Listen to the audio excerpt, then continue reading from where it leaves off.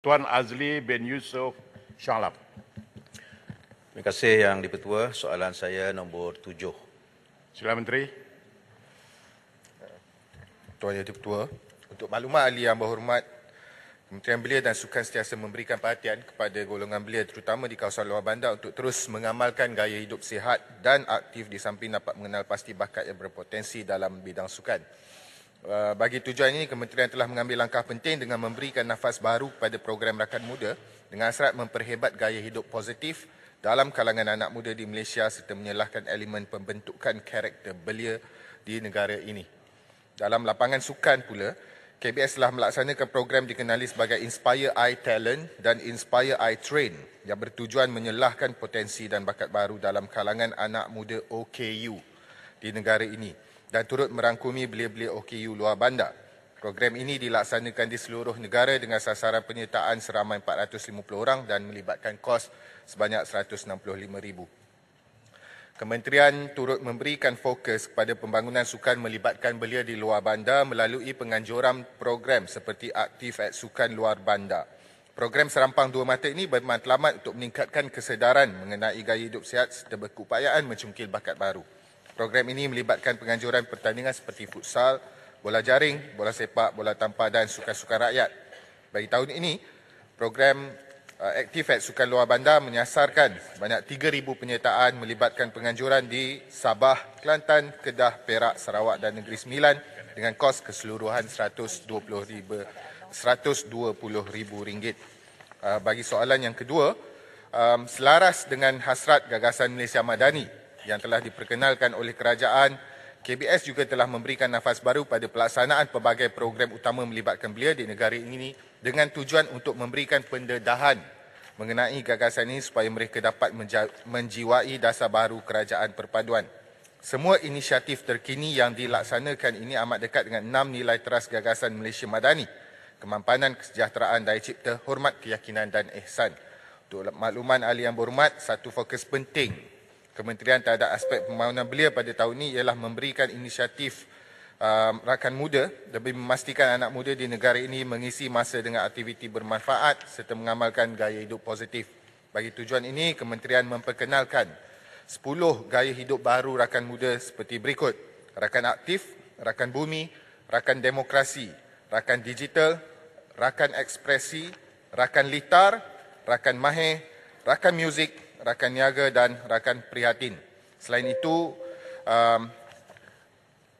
falsafah ataupun dasar Malaysia Madani ini turut diperkenalkan melalui program pendidikan demokrasi yang turut melibatkan baru-baru ini libat urus bersama dengan pemimpin-pemimpin muda daripada parti-parti pembangkang dan kerajaan serta sekarang ini sedang melalui dry run dengan izin yang melibatkan seramai lebih kurang 3,054 orang peserta sepanjang bulan ini. Kementerian bakal melancarkan program ini selepas sesi ujian ini dapat disempurnakan dengan dapatan yang dikumpul. Terima kasih. Shah Alam. Terima kasih Yang berhormat Timbalan Menteri di atas jawapan yang telah diberikan. Saya yakin ianya akan dapat dilaksana dengan baik di atas semangat yang baru dan nafas baru yang diberikan itu.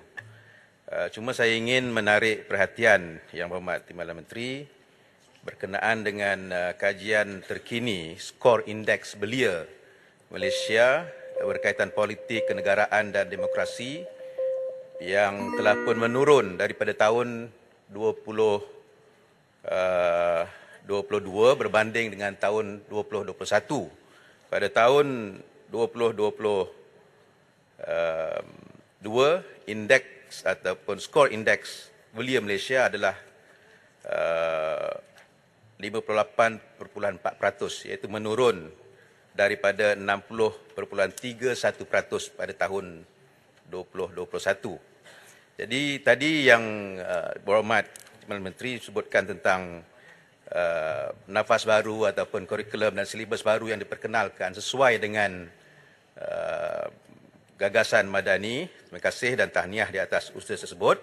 Cuma saya ingin menyarankan kepada kementerian, Ringkaskan soalan. ini yang akhir ni, agar memperluaskan program-program itu ke peringkat parlimen dengan kolaborasi NGO-NGO yang banyak datang kepada kami di peringkat parlimen untuk menawarkan diri mereka untuk bersama-sama menyahut seruan kerajaan khususnya bagi membangunkan belia yang ada dalam negara kita ini. Jadi saya ingin bertanya, adakah usaha ini akan turut diberikan perhatian dan disambut oleh pihak kementerian? Terima kasih.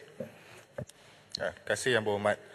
Saya jawab begini, untuk bahagian sukan itu sekali di parlimen-parlimen yang diwakili oleh ahli-ahli berhormat boleh berhubung dengan pejabat belia dan sukan, Jabatan Belia dan Sukan Daerah, di mana kita terbuka untuk menganjurkan mana-mana aktiviti dan penganjuran yang melibatkan golongan belia dan juga melibatkan aktiviti sukan.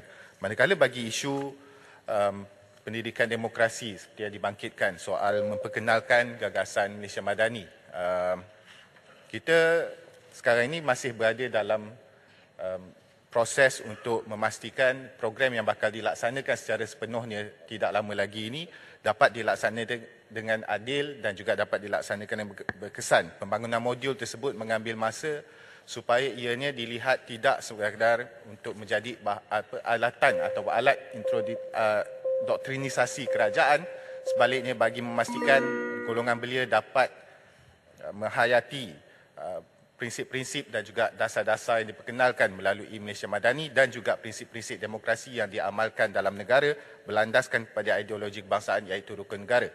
Sedikit tambahan, kita juga bersedia untuk mengadakan kerjasama dengan setiap parlimen dan juga mana-mana agensi sama ada di bawah kerajaan persekutuan maupun kerajaan negeri. Kerana ia adalah sebuah modul dan juga sebuah program yang dibangunkan bertujuan untuk membangunkan sebuah generasi dan golongan belia yang bakal menjadi pewaris kepada terutama sekali kepimpinan negara. Terima kasih Yang Berhormat.